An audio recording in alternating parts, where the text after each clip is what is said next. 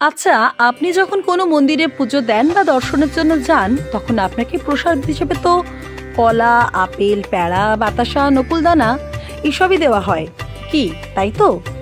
কিন্তু যদি ধরুন আপনাকে প্রসাদ হিসেবে দেওয়া হলো ইডলি সাম্বার, চাউ কিংবা মোমো, অথবা ধরুন পাঁঠার মাংস অথবা মাছের ঝোল আর ভাত, তাহলে কি সেই কথা শুনে আপনি অবাক হবেন? অবশ্য অবাক না হওয়ারই বা কি আছে, তাই না? কারণ আমরা সাধারণত এইসব খাবারগুলির সাথে প্রসাদ হিসেবে খুব একটা পরিচিত নই। আমরা প্রায় সকলেই কম বেশি গতানুগতিক ছন্দের প্রসাদের সাথেই অভ্যস্ত। মন্দির নিয়ে অনেক কথা, অনেক গল্প, অনেক কাহিনী তো হলো, কিন্তু আজ একটু অন্যরকম স্বাদের তথ্য কাহিনী নিয়ে আপনাদের কাছে হাজির হলাম। ভারতবর্ষ হচ্ছে ঠাকুর দেবতা, মন্দির, আশ্রমের দেশ। আমাদের দেশের রাস্তার অলিগলি থেকে শুরু করে সেই প্রাচীন যুগের ঐতিহ্যবাহী মন্দির, যা আকৃষ্ট করে পুণ্যার্থীদের। আমাদের দেশে মন্দিরের যেমন রয়েছে বৈচিত্র্য, তেমনই তার সাথে পাল্লা দিয়েছে এইসব মন্দিরের প্রসাদ। আমাদের দেশে যেমন বৈচিত্র্যময়, তেমনই বৈচিত্র্যময় আমাদের দেশের বিভিন্ন মন্দিরের প্রসাদ। তাই আজ আমাদের এই পর্বে আমরা আমাদের দেশের প্রসাদের সম্মান নিয়ে কিছু তথ্য তুলে ধরব আপনাদের সামনে।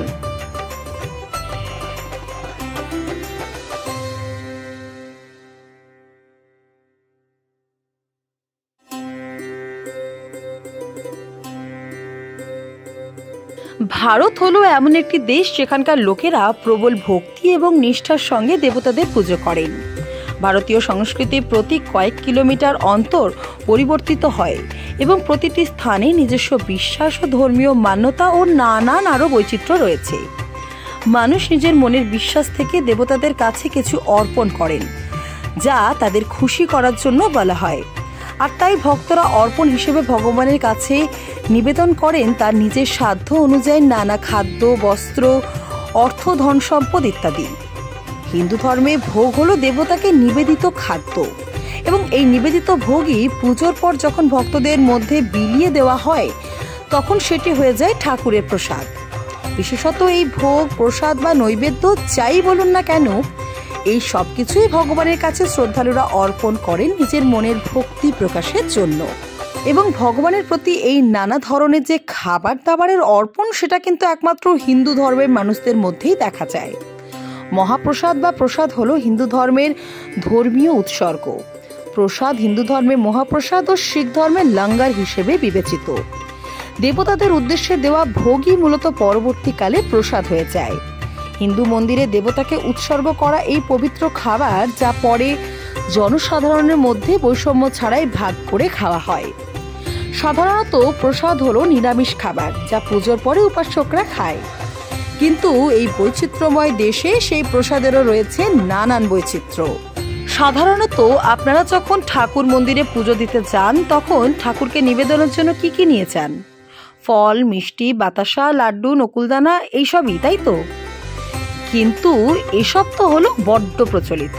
আজ আপনাদের এমন সব প্রসাদ বা ভোগের ব্যাপারে জানাবো, যা শুনলে আপনার চক্ষু চড়ক গাছ হবে। তাহলে চলুন শুরু করা যাক আমাদের আজকের পর্বের প্রথম প্রসাদের সম্ভার নিয়ে। ভূলোকের স্বর্গ বলতে আমাদের সকলের মাথায় কম বেশি যে স্থানটির নাম আসে, সেটি হলো কাশ্মীর। আর এই কাশ্মীরের নৈসর্গিক সৌন্দর্যের মাঝে কাশ্মীরের কাটরায় অবস্থিত মা বৈষ্ণো দেবীর মন্দির। সারা দেশের নানা প্রান্ত থেকে শ্রদ্ধালুরা ছুটে আসেন এই তীর্থস্থানে মায়ের দর্শনের জন্য। এই মন্দিরে মায়ের প্রসাদ হিসেবে ভক্তদের দেওয়া হয় শুকনো মুড়ি, নকুলদানা, শুকনো নারকেল ও শুকনো আপেল। আমরা সাধারণত ঠাকুরকে লাল টুকটুকে রসালো আপেলই নিবেদন করি, কিন্তু এই ক্ষেত্রে ব্যাপারটি সম্পূর্ণ উল্টো। এখানকার এই শুকনো আপেল প্রসাদই হলো এই স্থানের বিশেষত্ব, যা এই স্থানের প্রসাদকে অন্যদের থেকে আলাদা করে তুলেছে।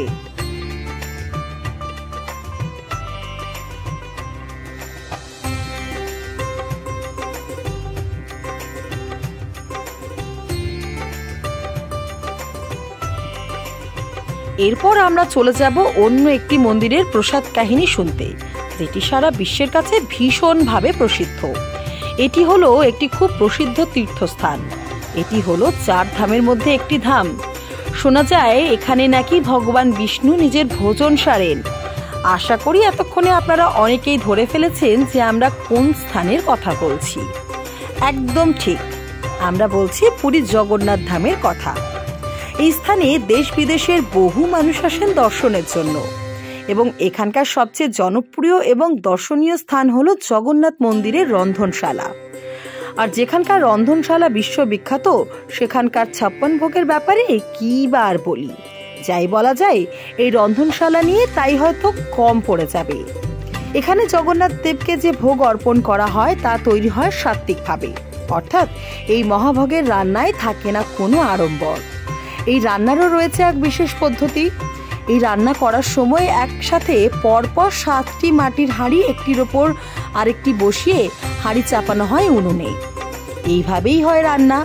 এবং আরও একটি বিস্ময়কর ঘটনা হলো, এই পাত্রগুলির মধ্যে সবচেয়ে ওপরে যে পাত্রটি থাকে তার রান্না সম্পন্ন হয় সবার প্রথম এবং ক্রমানুসারে সবচেয়ে শেষে সম্পন্ন হয় নিচে থাকা হাঁড়িটির রান্না। কিন্তু আসলে এই ঘটনাটি উল্টো হওয়া উচিত ছিল। যাই হোক, কোনো বিশেষ কারণে বা বৈজ্ঞানিক কারণে বা কোনো দৈবিক শক্তির কারণে এই ঘটনাটি এইভাবেই সম্পন্ন হয়। এখানে জগন্নাথ দেবকে প্রত্যেক দিন 56 রকমের ভোগ নিবেদন করা হয় এবং এই মহাভোগই ভক্তদের মধ্যে প্রসাদ হিসেবে বিতরণ করা হয়। এছাড়া এখানকার আরও একটি প্রসিদ্ধ প্রসাদ হলো পুরীর খাজা। এটিও সমানভাবে জনপ্রিয়।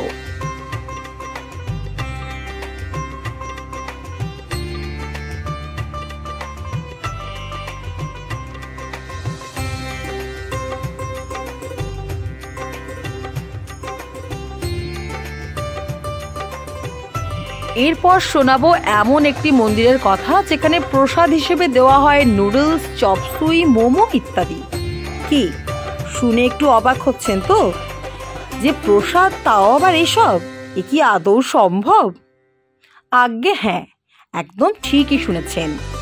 আসলে আমাদের কলকাতা শহরে সেই সুদূর 250 থেকে 300 বছর আগে চাইনিজ কমিউনিটির লোকেরা চলে আসেন বর্তমান কলকাতার ট্যাংরা চায়না টাউনে। এই চাইনিজ কমিউনিটির লোকেদের প্রতিষ্ঠিত একটি মন্দির হলো ট্যাংরা চাইনিজ কালী মন্দির। এই স্থানে পুজো অর্চনা থেকে শুরু করে ঠাকুরকে নিবেদিত ভোগ এবং প্রসাদ এই সবই চাইনিজ পদ্ধতি মেনেই করা হয় এবং খুব অদ্ভুতভাবে এই মন্দিরে প্রসাদও হয় কিন্তু সম্পূর্ণ নিরামিষ। তাই এটি হলো ভারতের একমাত্র মন্দির যেখানে প্রসাদ হিসেবে দেওয়া হয় বিভিন্ন ধরনের চাইনিজ খাবার। এই মন্দির নিয়ে আমাদের একটি ডিটেল ভিডিও রয়েছে আমাদের ইউটিউব চ্যানেলে এবং এই ভিডিওর ডেসক্রিপশন বক্সে দেওয়া লিঙ্কটি খুলে ভিডিওটি আপনারা দেখতে পারেন। ইডলি এই খাবারটির সাথে কম বেশি সারা ভারতবর্ষের মানুষজনই ভীষণভাবে পরিচিত। কি তাই তো? এই ইডলি একটি দক্ষিণ ভারতীয় খাবার হলেও সারা ভারতের মোটামুটি সব প্রান্তেই এই ইডলি পাওয়া যায়। কিন্তু ধরুন আপনি কোনো মন্দিরে গেলেন এবং আপনাকে সেই মন্দিরে প্রসাদ হিসেবে দেওয়া হলো ইডলি, তাহলে নিশ্চয়ই আপনি একটু হলেও চমকে উঠবেন। অবশ্য চমকে ওঠারই কথা। এই প্রসাদ দেওয়া হয় দক্ষিণ ভারতের কাঞ্চিপুরমের ভারদরাজা পেরুমাল মন্দিরে। ভগবান বিষ্ণুর এই মন্দিরে প্রসাদ হিসেবে দেওয়া হয় এক বিশেষ ধরনের ইডলি, যার নাম হলো কোভিল ইডলি। আসলে তামিল ভাষায় এই কোভিল শব্দের অর্থ হলো মন্দির। এই বিশেষ ধরনের ইডলিটি ভগবানের প্রসাদ হিসেবে নিবেদনের জন্য এর নামটি লোকমুখে প্রচলিত হয়েছে। এই ইডলিটি আর 5টা সাধারণ ইডলির থেকে বেশ অনেকটাই আলাদা। এই ইডলি তৈরি হয় বিভিন্ন রকমের উপকরণ দিয়ে এবং সেগুলিকে বাটা হয় পাথরের হামানদিস্তাতে করে। সাধারণত ইডলি খুব একটা মশলাদার হয় না, কিন্তু এক্ষেত্রে বিভিন্ন মশলা মানে ধরুন গোটা জিরে, শুকনো আদা, মেথি, গোটা গোলমরিচ, কারি পাতা থেকে শুরু করে আরও অনেক কিছু মিশিয়ে তৈরি হয় এই বিশেষ ধরনের কোভিল ইডলি। এবং এই নিরামিষ কোভিল ইডলি প্রসাদ কিন্তু অন্যান্য মন্দিরের প্রসাদ থেকে নিজেকে আলাদা করে তুলেছে।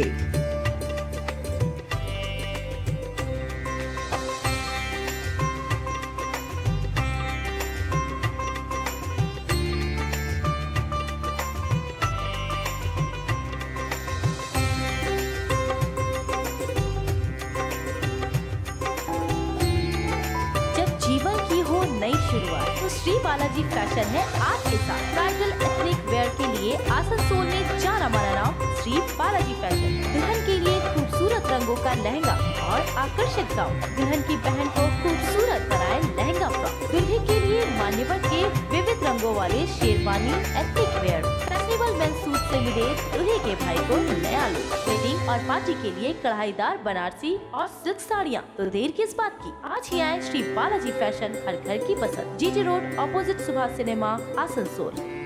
মন্দিরের ভোগ হিসেবে সাধারণত গতানুগতিক ফলমূলের বাইরেও আমরা দেখলাম বেশ অন্য রকমের বাহারি সব ভোগ। কিন্তু হয়তো এতক্ষণে অনেকের মনে এই আমিষ প্রসাদ ব্যাপারটা নিয়ে নানা প্রশ্ন দানা বেঁধেছে। প্রসাদ, তাও আবার আমিষ, এ কি আদৌ সম্ভব? তাহলে দেখা যাক আমাদের আজকের এই পর্বে আমিষ প্রসাদের ঝুলিতে কি কি রয়েছে। সাধারণত মাছ বা মাংস এই দুটিকেই বিজ্ঞানসম্মতভাবে আমিষেরই তকমা দেওয়া হয়েছে এবং এর খাদ্যগুণও নিরামিষ খাবারের তুলনায় সম্পূর্ণ আলাদা।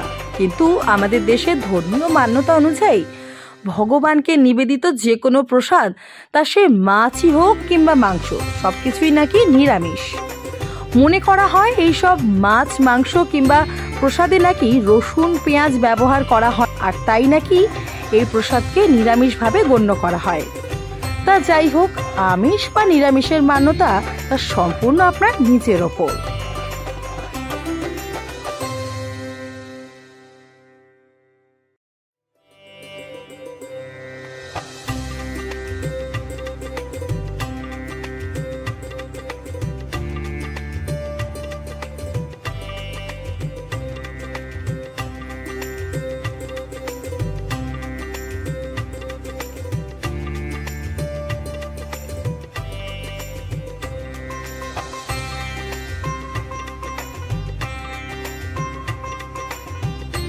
মা দুর্গা নানা রূপে নানা নামে বিরাজ করেন সকলের মাঝে এবং মায়ের 51টি সতীপীঠে জগৎ বিখ্যাত। কিন্তু আমরা মায়ের আরাধনা করার সময় মায়ের কাছে খিচুড়ি, পোলাও থেকে শুরু করে ফল মিষ্টি নিবেদন করি, কারণ তিনিই তো হলেন মা অন্নপূর্ণা। তাই দেবী দুর্গার কাছে সর্বদা অন্নভোগই নিবেদন করা হয়। কিন্তু আপনারা জানলে একটু অবাক হবেন যে উড়িষ্যা রাজ্যের পুরীর জগন্নাথ মন্দিরের পরিসরে রোহিণী কুণ্ডের পাশেই এই মন্দিরটি অবস্থিত। এটি হলো 51টি সতীপীঠের মধ্যে একটি। এই মন্দিরটি দেবী দুর্গার এক রূপ মা বিমলার উদ্দেশ্যে নিবেদিত। এই মন্দিরে মাকে ভোগ হিসেবে দেওয়া হয় মাছ এবং এটি উড়িষ্যার একমাত্র মন্দির যেখানে ঠাকুরকে ভোগ হিসেবে মাছ নিবেদন করা হয়।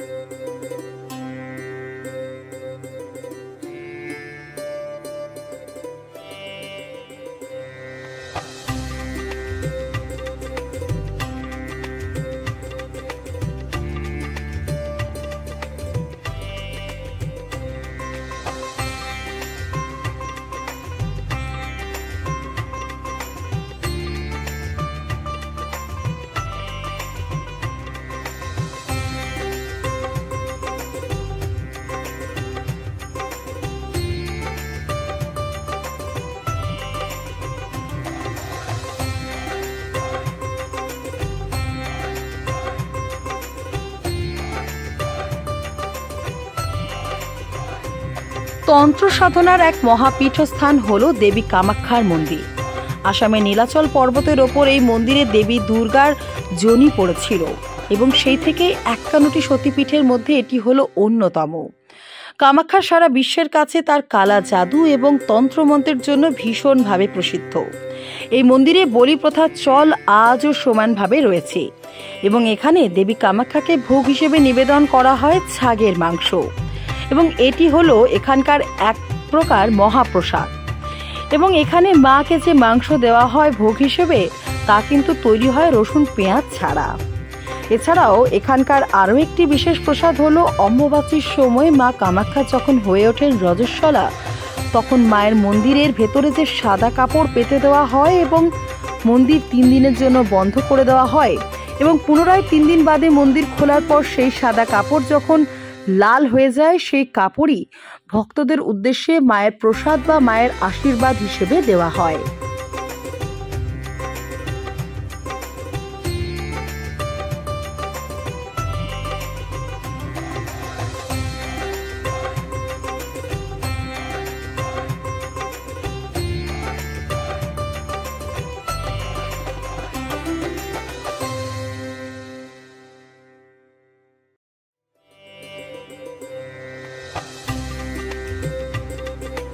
এবার যাব অন্য মন্দিরের গল্পে। কলকাতা শহরের দুই প্রান্তে মা কালীর দুই রূপ বিরাজমান, অর্থাৎ একদিকে কালীঘাটের মা আর অন্যদিকে গঙ্গা পাড়ে মা দক্ষিণেশ্বর মায়ের কালীবাড়ি। এই দুটি জায়গা সমানভাবে বিখ্যাত। দেশের বহু জায়গা থেকে মানুষ আসেন মায়ের কাছে মায়ের একটু দর্শনের জন্য। এই দুই মন্দির নিয়েই রয়েছে বহু জানা অজানা ইতিহাস। কালীঘাটে মায়ের মন্দিরে মাকে ভোগ হিসেবে দেওয়া হয় ভাত, ডাল, তরকারি, সহযোগে নিরামিষ মাছ এবং ছাগের মাংস। এই প্রথা সেই পুরাতন কাল থেকেই একইভাবে চলে আসছে। কালীঘাটের ইতিহাস নিয়ে নানা লোকের নানা মত, এবং এমনও জানা যায় যে এই কালীঘাট মন্দিরটি বর্তমানে যে স্থানে রয়েছে আগে কিন্তু সেই স্থানে ছিল না। কালীঘাট নিয়ে আমাদের ইউটিউব চ্যানেলে একটি ডিটেল ভিডিও রয়েছে, আপনারা চাইলে সেটি একবার দেখতে পারেন। এরপর আমরা চলে যাব গঙ্গা পাড়ে মা দক্ষিণেশ্বরীর কাছে। এই মন্দির প্রতিষ্ঠা করেছিলেন রানী রাসমণি, এবং যেহেতু তিনি এক জমিদার বাড়ির মেয়ে ছিলেন, তাই এই মন্দিরের মধ্যেও পাওয়া যায় সেই বনেদি আনার ছোঁয়া। এখানে মাকে ভোগ হিসেবে দেওয়া হয় মাছ, এবং মায়ের সন্তান তথা ঠাকুর রামকৃষ্ণ তিনি একসময় নিজের হাতে মাকে এই মাছ ভাতের ভোগ নিবেদন করতেন, এবং আজ সমানভাবে সেই রীতি চলে আসছে, এবং আগামীতেও তা হয়তো একইভাবেই পালিত হবে। এই মন্দিরে নিজেদের মনস্কামনা পূরণের জন্য ছুটে আসেন বহু মানুষ। তাই যে স্থানে যে প্রসাদই হোক না কেন, ঈশ্বরের প্রতি ভক্তি সর্বদাই এক।